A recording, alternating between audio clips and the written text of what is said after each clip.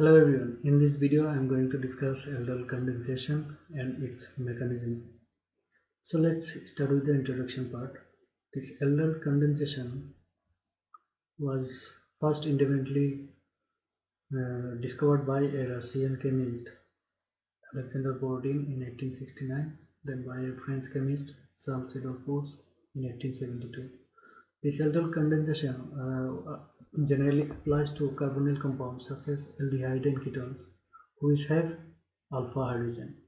So this aldol condensation is a reaction in which two molecules of aldehyde or ketone combine to form beta hydroxyaldehyde or beta hydroxyketone in presence of a dilute base like sodium hydroxide, whose own dehydration gives conjugated enol and enol.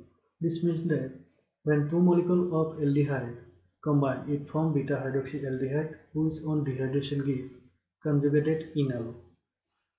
And when two molecules of ketone combine, it forms beta hydroxyketone, whose own dehydration gives conjugated enol. So this reaction is termed as aldol condensation because it was first applied to aldehyde and the product obtained was both an aldehyde and an alcohol.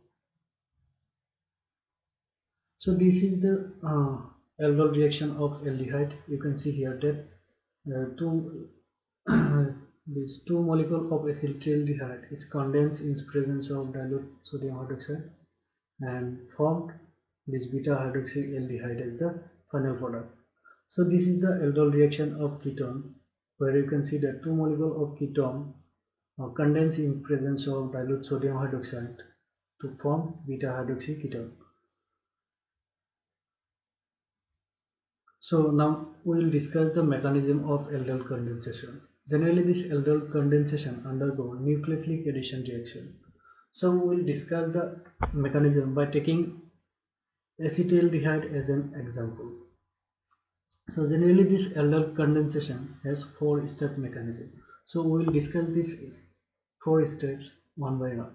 So let's start with the first step.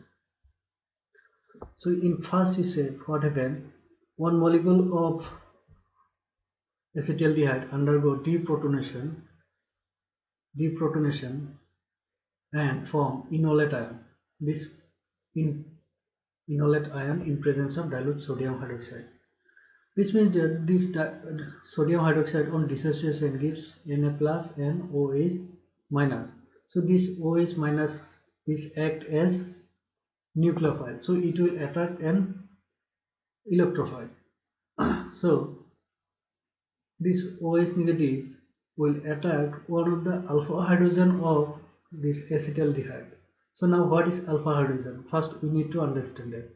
So the carbon which is attached with this functional group is called alpha carbon. So the hydrogen which is attached with this carbon are called alpha hydrogen. So when this OH negative attack on this alpha hydrogen, this carbon will attract this electron pairs towards itself, since the electronegativity of carbon is more than hydrogen, and it will form this enolate ion. So this enolate ion will again act as a nucleophile.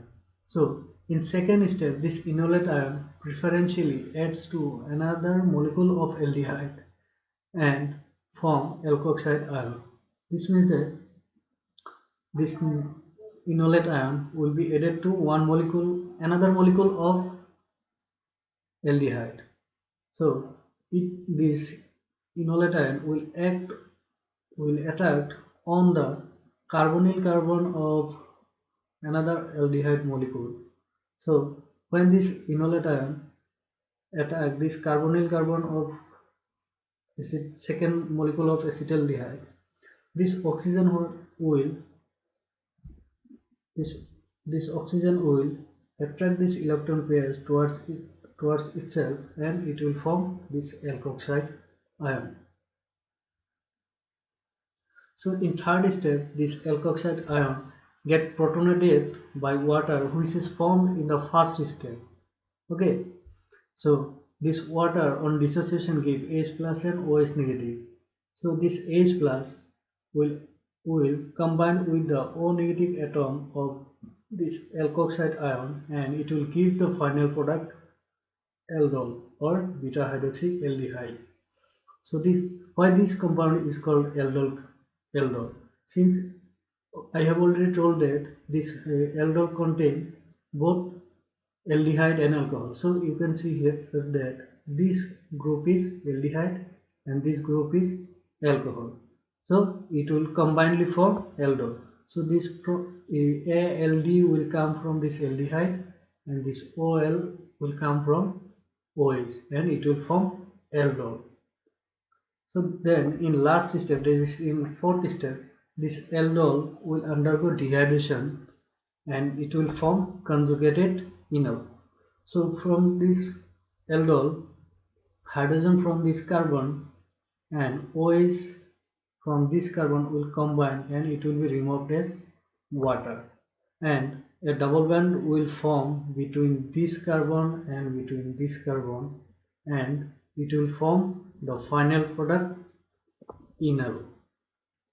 So thanks for watching this video. Thank you.